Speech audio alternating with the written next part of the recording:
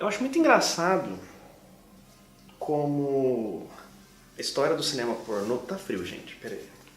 Tá muito frio. Tá frio demais. Eu acho muito engraçado como a história do cinema pornô no Brasil, como ele surgiu, como esse rolê começou. E também porque é uma história muito irônica, tipo, muito irônica. Aí eu queria falar sobre isso. 1907, Rio de Janeiro. Mais precisamente no glorioso Cine Parisiense, o cinematógrafo. As pessoas elas estavam abismadas com o dito milagre da projeção, né? Milagre da projeção. No meio de várias estreias pequenas e tal, surgiu um filme curioso, de um título diferente. Vou ter que fazer até uma colinha.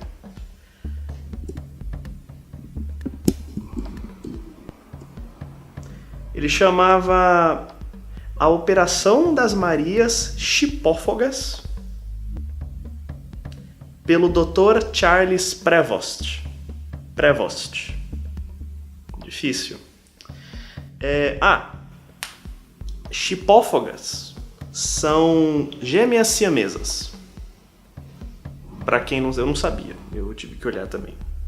Ou seja, era um filme em 1907 mostrando uma cirurgia de separação de duas gêmeas siamesas.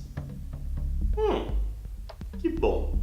E vamos lá. Quais eram os gêneros mais populares do cinema em 1907 no Brasil, mais precisamente no Rio de Janeiro? Fatos jornalísticos, né? Então, tipo, jornais em geral.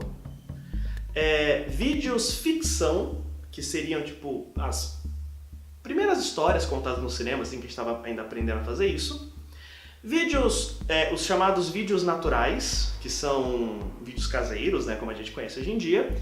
E uma coisa muito importante, os documentários científicos. O cinema ele sempre se serviu da ciência. E a ciência ela sempre se serviu do cinema. E o bizarro sempre se serviu dos dois. E em 1907, um filme bizarro começou a ser exibido no cinema. E foi a maior febre. De um jeito que ninguém esperava. E aí, pra época, se criou um gênero que era o gênero duvidoso, né? Era literalmente catalogado como o gênero duvidoso. Os cinemas que eram contra isso, eles realmente faziam a publicidade falando, tipo, nesse cinematógrafo não é exibido fitas de gênero duvidoso. Filmes de gênero duvidoso. Fitas não tinha fita na época. E era muito bacana que os cinemas que estavam fazendo dinheiro, na verdade faziam a publicidade deles falando: nesse estabelecimento se exibem fitas alegres, de gênero livre e duvidoso. E antes da exibição dessas fitas de gênero duvidoso, eles passavam realmente um cartaz assim na tela e o narrador falava: esse filme é proibido para jovens e senhoritas. O século XX. E existe uma frase muito boa de um cara chamado Gilberto Amado. E o Gilberto Amado, ele era bem grande a lista do que ele já fez.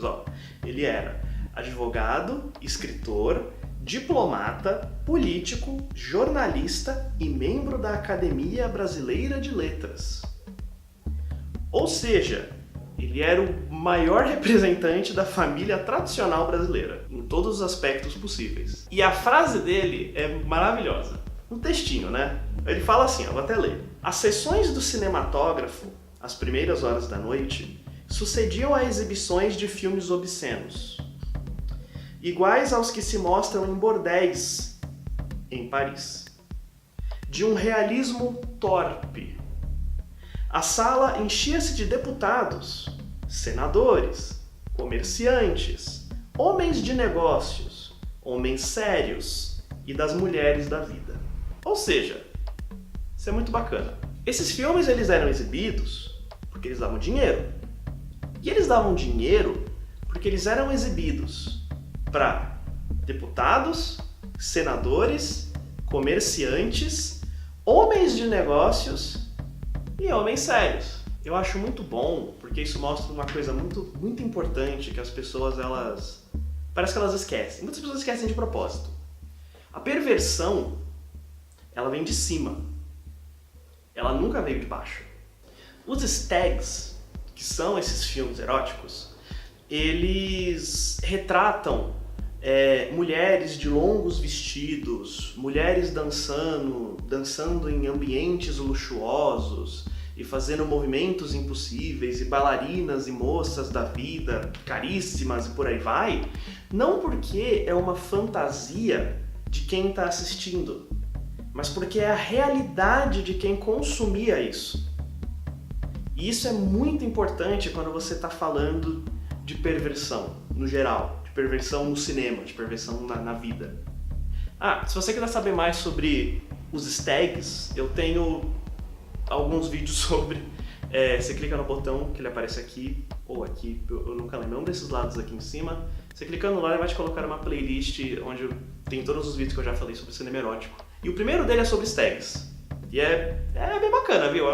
É um assunto legal de você discutir ele, é bem legal. Aí quando você está discutindo sobre esse assunto, sempre surge uma dúvida, de que é tipo assim, em 1907, então era permitido você exibir pornografia no cinema em 1907.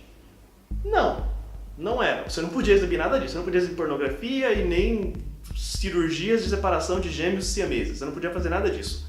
Mas esses filmes eram exibidos em festas privadas, em locais elitizados, frequentado por deputados, empresários e políticos, senadores e homens de negócio. Por que a polícia entra ali? E aí todo mundo fazia de conta que era liberado. Os donos dos cinematógrafos, os projecionistas, eles não ligavam. Os frequentadores também não ligavam. Porque todo mundo que estava ali queria ver. E não importava o preço. Então tinha gente ali para ver dançarinas nuas, pessoas para ver stag filmes, pessoas para ver documentários científicos. Tinha de tudo. E tava todo mundo feliz. Vendo coisas absurdas. Porque você imagina que de cirurgia a coisa vai mais para baixo, né? Então.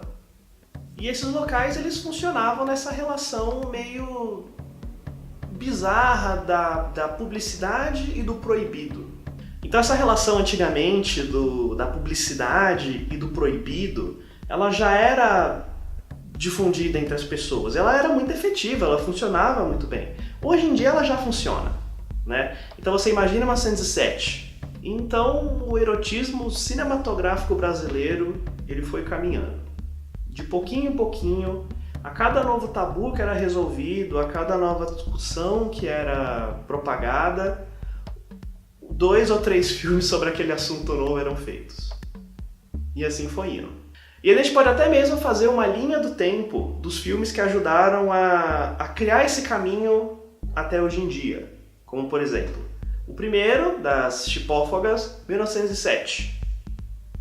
E depois o primeiro de grande relevância, Le Film du Diable, que é de 1917, que apesar do título é bem brasileiro, é muito brasileiro. Alma Sertaneja, de 1919, isso também é bem importante. A Depravação, de 1926, que também é... que ele tem uma das críticas mais legais de todos os tempos, que eu achei muito bacana, olha que legal. Focado em antros ignóbeis e sem higiene e luxuosas casas de sonhos, onde se fuma ópio e aspira cocaína, em cenas realistas onde emprestam colaboração mulheres de rara beleza e corpos perfeitos. puta filme, né? E eu tenho uma observação bem complicada, né? Que a perversão masculina pelo feminino, ela é tão agressiva e maluca que ela basicamente moveu o mundo pra frente de jeitos esquisitos, né? Tipo, ninguém ia ligar pra pintura se 80% dos quadros feitos até hoje tem mulheres nuas. Se 80% de quadros dentro de galerias até hoje tem mulheres nuas. Ninguém teria ligado pra fotografia se a fotografia não tivesse mulheres nuas. Ninguém teria ligado pro cinema se o cinema não estivesse filmando mulheres nuas. Porque é basicamente por isso que o cinema deu certo no Brasil. E, não só isso também. Coisas atuais. A internet ela só foi tão sofisticada e avançou de forma tão rápida para facilitar a pornografia, né? E eu te garanto que não era pornografia de outro jeito sem ser heterossexual. VR, revistas, tudo. A gente é doente, sabe? Nossa, muito doente. Muito. Dá até uma tristeza. E aí o que acontece? Não demora muito para os títulos dos filmes ficarem bizarros, né? E aí o negócio aqui começa a azedar bastante. Vício e Beleza. Um filme chamado Vício e Beleza, de 1926, que é pornô, não deve ter não deve ser muito bom, né? Outro chamado Morfina, de 1928. Você já deve imaginar quem que recebe a morfina, né? Absinto, de 1931. Também é interessante ver que é sempre um vício, né? Ou você fala literalmente vício, como em Vício e Beleza, ou você fala de coisas que causam o vício também. A pornografia no Brasil, ela começa com gente rica, poderosa e influente, achando interessante a gente ver cirurgias praticadas em mulheres. Depois ela avança para um paralelo entre mulheres e satanismo. E aí depois ela fica tipo, a década de 20 até a década de 30, até um pouco depois, traçando esse paralelo bizarro entre mulheres e vícios. E essa história ela não é bonita, essa história não é de ter orgulho, sabe? Eu vejo muita gente falando de cinema erótico no Brasil e tal, e, cara, não é legal não, sabe? O negócio não começou bem. Cabe a gente trilhar um caminho melhor a partir de agora. A quem produz filme agora, criar um caminho melhor a partir de agora. E olhar para o passado e admitir que ele é horrível. E não tentar ficando disfarçar porque, antigamente podia tudo. Não podia antes e não podia agora. E não vai poder. E o efeito que isso criou na nossa cultura, ele é tão poderoso e tão seminal lá atrás que, cara, a gente ainda vê sintoma disso na televisão, sabe? A gente ainda vê sintoma disso em outras produções, tipo na produção para o cinema, na produção para a internet, em revistas, em sites e coisas. E todo esse comportamento está lá. E ele não pode estar lá, não. Muito estranho. De novo, cabe às pessoas que estão fazendo filmes agora começar a criar tudo isso de novo do zero.